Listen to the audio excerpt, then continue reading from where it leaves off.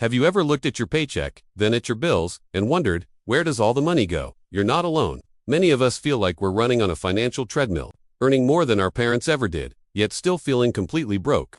Today, we're diving deep into why this generation feels perpetually poor, even when the numbers say we should be rich. Let's start with the big one, the illusion of higher income. Yes, on paper, wages have gone up. But what about the real value of that money? That's where inflation comes in. The price of everything, from your morning coffee to your monthly rent, has skyrocketed. So, while your salary might look bigger, your purchasing power hasn't kept pace. It's like getting a raise but finding out everything at the store suddenly costs more. The result, you're working just as hard, if not harder, to simply stay afloat. Now, let's talk about the elephant in every room. Housing. Finding an affordable place to live has become a real-life treasure hunt, but the treasure chest is empty. Back in the day, a single-income family could often afford a comfortable home. Today, even with two decent incomes, homeownership feels like a distant dream for many. The cost of buying a house has outpaced wage growth by a staggering amount. In many cities, the average home price is now 10 times the average annual salary. Think about that, and it's not just buying.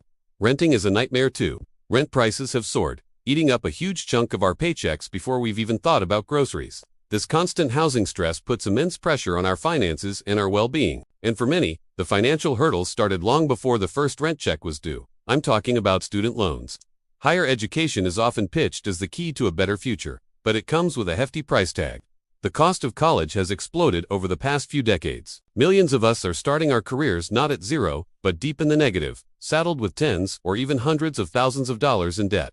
This debt doesn't just affect our bank accounts, it dictates our life choices. It can delay buying a home, starting a family, or even taking a job we're passionate about because we need one that pays the bills. Right now, it's a huge financial weight that previous generations simply didn't have to carry on this scale. Okay, let's get real about lifestyle inflation.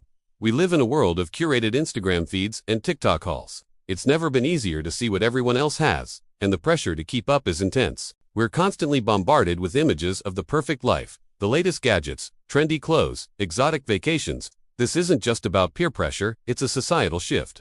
What were once considered luxuries are now often seen as necessities. Think about smartphones, streaming services, or eating out. These things add up, and while they might bring temporary joy, they also contribute to that feeling of being broke. It's a tricky balance between enjoying life and saving for a future that feels increasingly uncertain. Here's a concept that really explains our financial reality: asset inflation versus wage inflation. What does that mean? It means the things that build wealth, like stocks and real estate, have been increasing in value much faster than our salaries. So, if you already own assets, you're getting richer just by holding on to them. But if you're trying to save up to buy those assets with your salary, you're falling further and further behind. It's like trying to catch a speeding train on foot. This growing gap between the asset-rich and the wage-dependent is a major reason why wealth inequality is widening and why so many of us feel stuck in a financial rut. Let's also consider the job market itself. The idea of getting a stable job, staying with one company for 40 years, and retiring with a comfortable pension is practically a fairy tale now. The rise of the gig economy and short-term contracts means less job security and fewer benefits. We're often juggling multiple jobs or side hustles just to make ends meet. This constant hustle creates instability. We don't have the same safety nets our parents did, like strong unions or reliable pensions. This precariousness makes it incredibly difficult to plan for the long term. How can you save for retirement when you're not sure if you'll have a steady income next month?